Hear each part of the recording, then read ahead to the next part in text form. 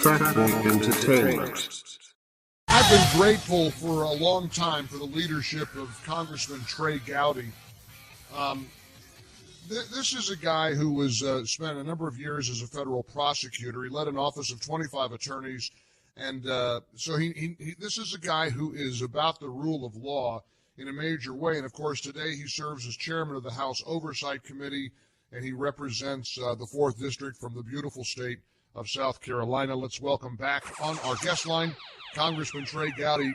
Congressman, great to catch up with you. How are you, sir? I'm doing great, Mike, and I hope you are. And thank you for that gracious and largely inaccurate introduction. No, that's not. I think it was spot on. Don't accuse me of fake news. Come on, you're the real deal. And I told my team when this Russian drumbeat began, I thought, we got to get Congressman Gowdy on because I need perspective. I'm starting to get a little battle weary from the drumbeat of a media that keeps this drip of accusation that somehow there's this nefarious plot underway by the Trump administration. I mean, first of all, let's start with yesterday's decision by the Attorney General. May I ask if you thought that was premature, or was it a good decision for the Attorney General to recuse himself and it's a little bit vague over what he's recusing himself from, but let's get the Trey Gowdy reaction to the Attorney General's decision. Mike, I thought it was the right decision. You should recuse yourself, obviously, if there's an actual conflict, but you frankly should recuse yourself if there is the perception of a conflict that would impact people's ability to trust the result and the process. Yeah, but what if the perception is being driven by people who are hell-bent on tearing down an administration? Well, then I think what you do then is what I did when I was a prosecutor. I recused myself in all cases involving police misconduct. It is not that I could not be fair. It is that I wanted everyone to have confidence in the outcome and the process. Mm-hmm. There are thousands of women and men who have dedicated their lives to the objective pursuit of truth, many of whom are career prosecutors in the Department of Justice. Jeff Sessions would not be prosecuting these criminal cases himself anyway. I can't think of an attorney general who ever actually went in a courtroom and did a prosecution. Right. It would be done by career prosecutors. So all he's doing is saying, okay, you know what? I was a friend and a supporter of President Trump. If you don't think that I can objectively oversee any potential investigation, then how about we let the professional women and men in the Department of Justice do it? It eliminates one of the Democrats' avenues of attack, but they have 100 more. I was going to say, I understand your point, but my problem is going to be they're going to say that he can't be objective about anything. So I'm worried about the precedent. And this is what we do then. We take them down memory lane. Right. Do you remember when Eric Holder had a conflict and recused himself?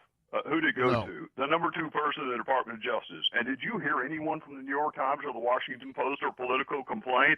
How about when Loretta Lynch met with the spouse of the target of an ongoing criminal inquiry on the tarmac? Right. How about when that happened? Did she recuse herself? So you seem to be making the case against Jeff Sessions recusing himself, no? I am making the case for consistency. Right. And that is a rare client to have in Washington. Yeah. No that kidding. should be consistent and not relativistic. Right. I care about the Justice Department probably as much as any facet of government because we can't survive without people having confidence in it. The reality is Jeff Sessions is not going to be in the courtroom prosecuting this case anyway. So all he's doing is saying, I tell you what, instead of going up to number 1 to make the decision on whether or not to bring a criminal case, stop at number 2. If it was good enough for the media for Holder and Lynch, it ought to be good enough for the media. Plus, it exposes their hypocrisy, Mike. Right. The hypocrisy of them not saying a word when Holder and Lynch did it, but all of a sudden Sessions. I mean, did you ever hear the media call for special counsel under President Obama? Ever? Not one word. I mean, but then again, I think I'm watching The Notebook. They've fallen in love with the special counsel regulation that they didn't know existed 2 months ago. I mean, frankly, we never even heard the most ardent Republican opponent of Barack Obama call for his resignation, screaming treason. I mean, they're unhinged right now, Congressman. You and I know it. They're hanging on in some ways by a thread. Their party is in shambles. They already apologized for the Democrat response to the congressional address the other night because that was a disaster. I mean, I don't think they know quite what to do, but they do think they have something on Russia. And one thing I admire Trey Gowdy about is your consistency and your clarity. Give me some clarity. Help us understand perhaps what maybe you have to theorize, but what's the end game?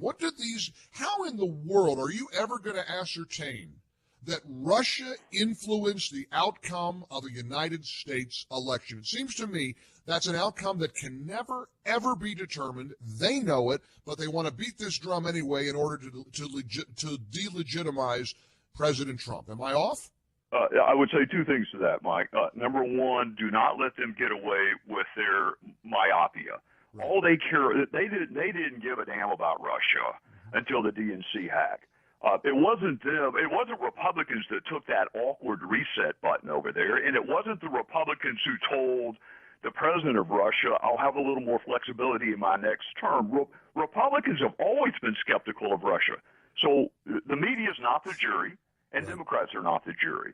Average Americans who love their country, that's the jury. So what I think Republicans need to say is, yes, we need to investigate any country that attempts to interfere with our election. And I use the word interfere intentionally. Right. In terms of influencing, I would ask Democrats, go find me a single person in Wisconsin who changed their vote from Clinton to Trump because John Podesta picked a password that an imbecile could guess.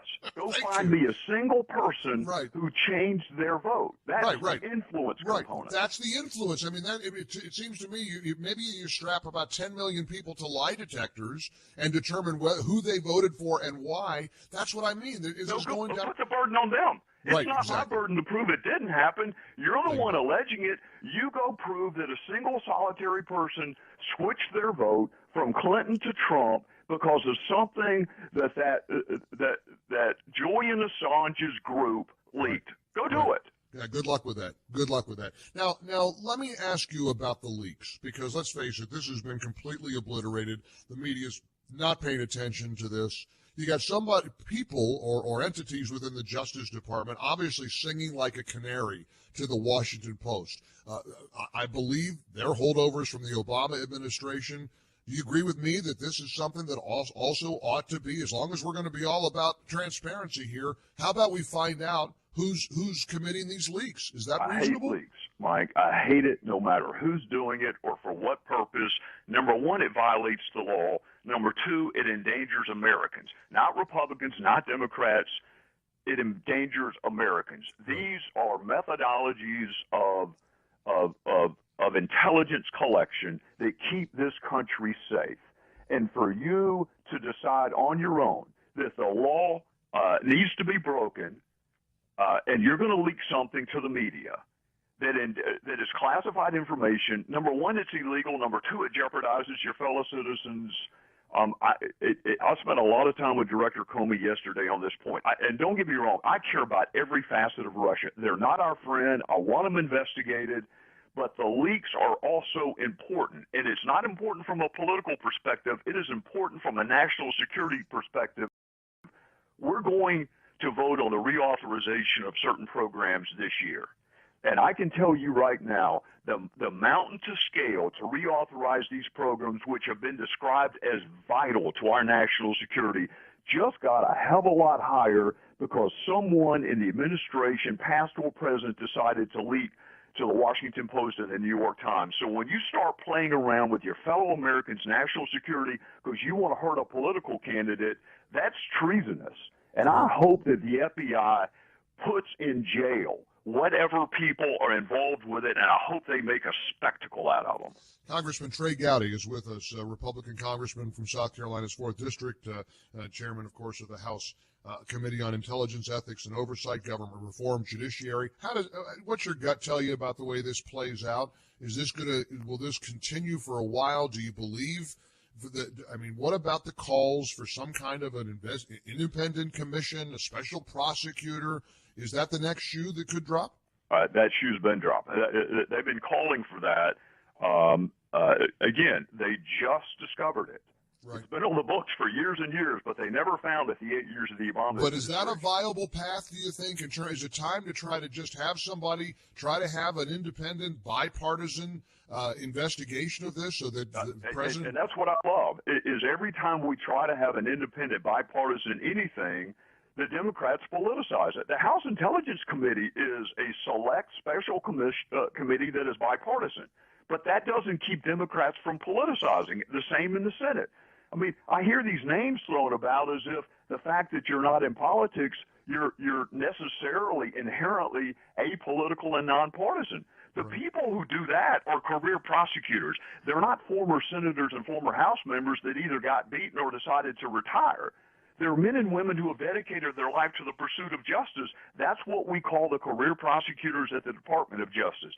There are U.S. attorneys in the country right now, who were appointed by President Obama that would do a fantastic job. You don't even need to get to the special counsel regulation.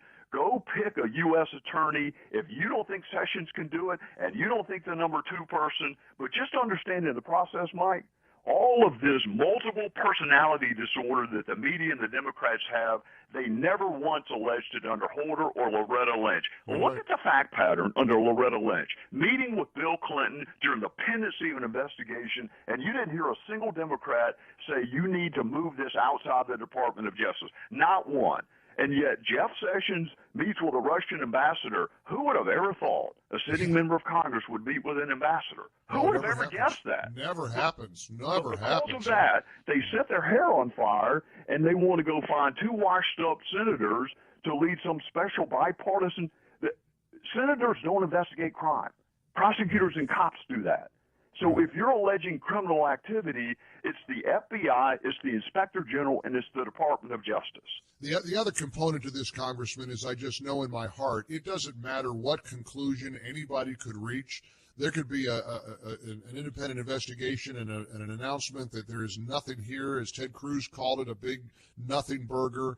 It's not going to satisfy the critics of the Trump administration. It's not going to appease them. It's not going to pacify them. They're never going to stop. Here's the problem, Mike, and I hate to say it this bluntly, but here's the problem. Most people in the mainstream media don't know anyone who voted for Trump. They're not in their nudist colony. They don't go to their methadone clinic. They don't play bridge with a philosophy department at Cornell. They don't know any of the Trump supporters. Right. So they cannot fathom how he won this election. Right. So it doesn't matter what we do or what we find or, frankly, what Comey ultimately comes up with or what anyone comes up with. They're going to move to their next pivot point because they want to delegitimize him. They cannot fathom that they were so wrong about the American people. They misjudged the jury. You can't blame the jury because you got up here back in front of them in 2 years. So that's the problem that they have. They don't know anyone that voted for Trump, and they think this is all a nightmare. So they're never going to give legitimacy to his presidency. This is going to be what we face for the next 2 or 4 years, and we just better decide that we are going to do the right thing for the right reasons, but you're never going to get the mainstream media or the Schumers and the Schiffs of the world to ever give you credit for anything. I'm so far out of sight.